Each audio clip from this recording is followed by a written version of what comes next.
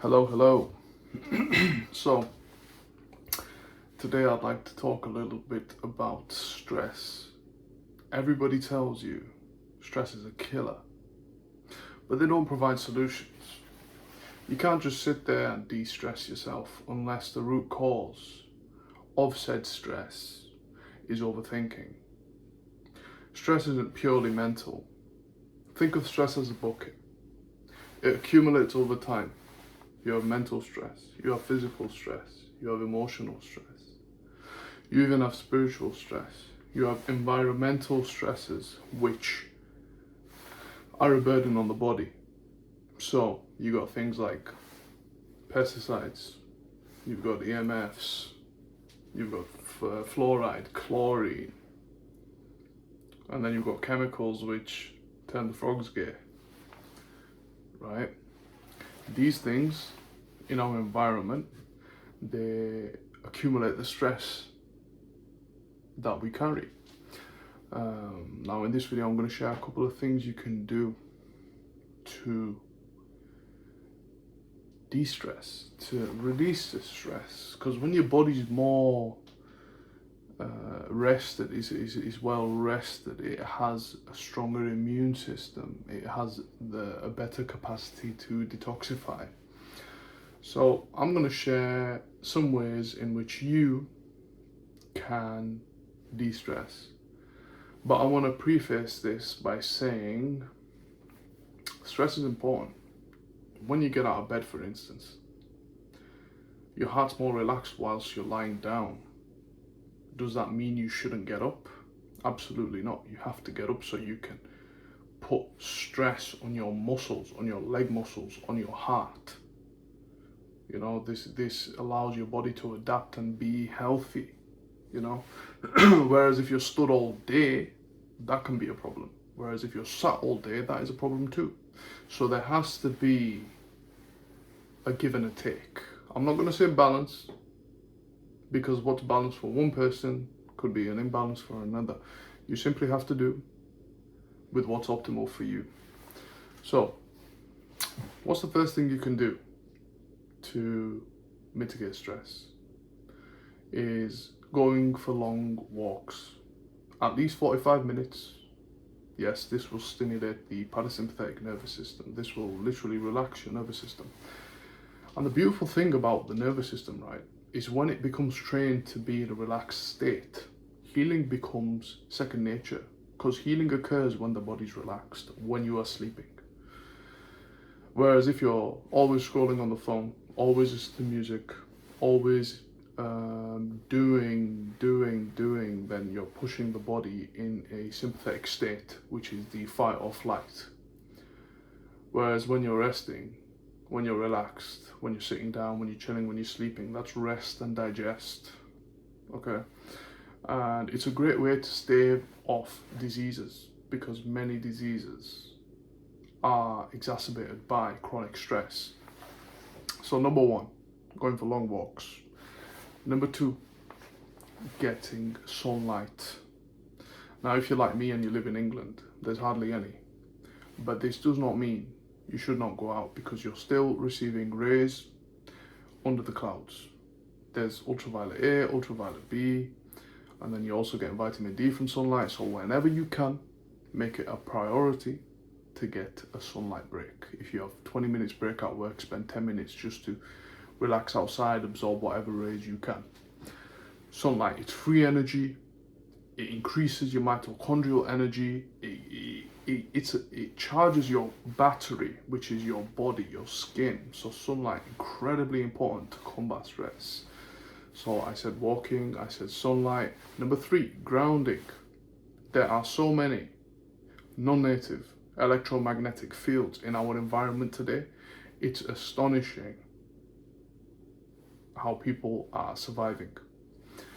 This is alien technology to the human body, and is of course necessary. I'm recording on a device which emits these frequencies. Now that doesn't mean be paranoid and avoid all technology. What I'm saying is expose yourself to bare earth so you can connect, so you can release free radicals, so you can absorb negative ions, so you can recharge your body, lower inflammation, increase immunity, lower pain, increase energy.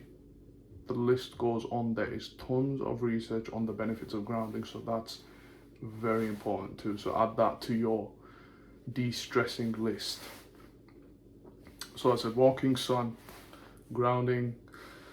Number 4, nature. This is excluding grounding. I remember reading one particular study where people spent an hour in nature and this decreased the activity of the amygdala. And even when they left nature and they went into a work environment, they recorded the effects were still active.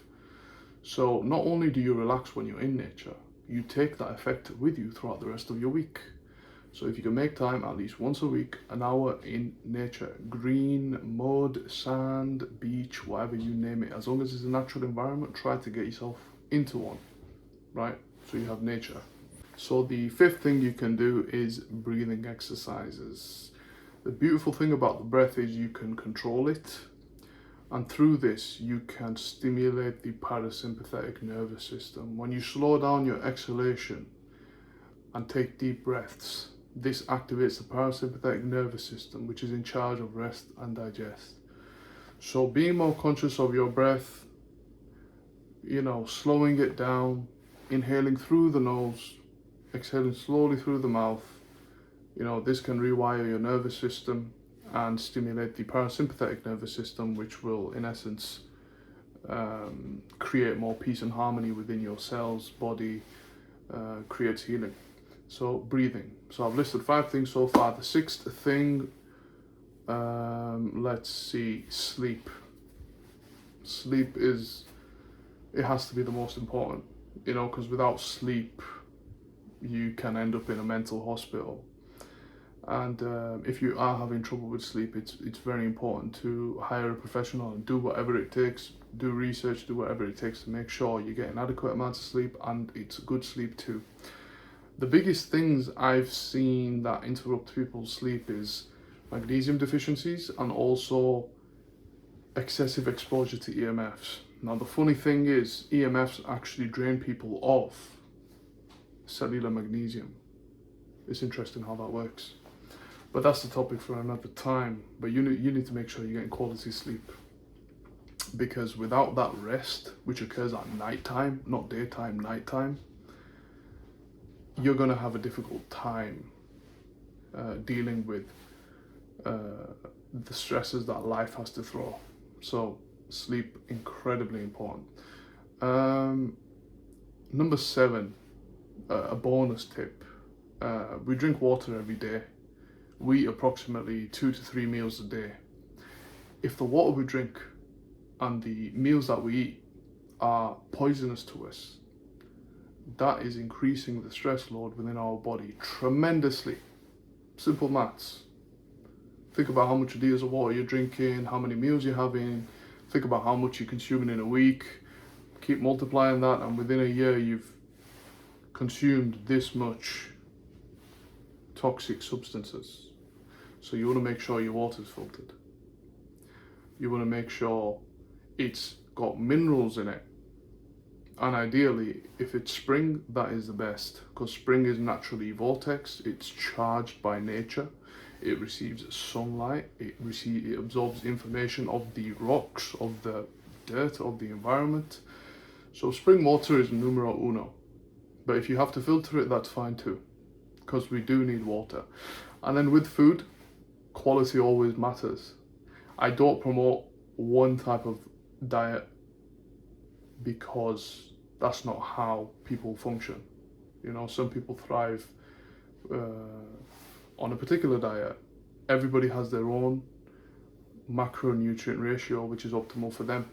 And another thing, just because you are vegan right now or carnivore does not mean your body's not going to change sometime in the future. That's another incredibly important thing to consider, because our body is a messenger. And to be so naive to think you can prescribe it a particular diet and that's all it's going to ever need is foolish, and it's ignorance.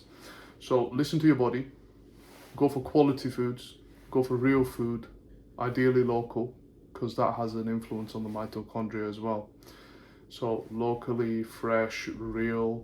I'm not bothered if it's vegan, keto, carnivore, low carb, high carb, low protein, low fat, whatever. As long as you're feeling good on it, that's what matters.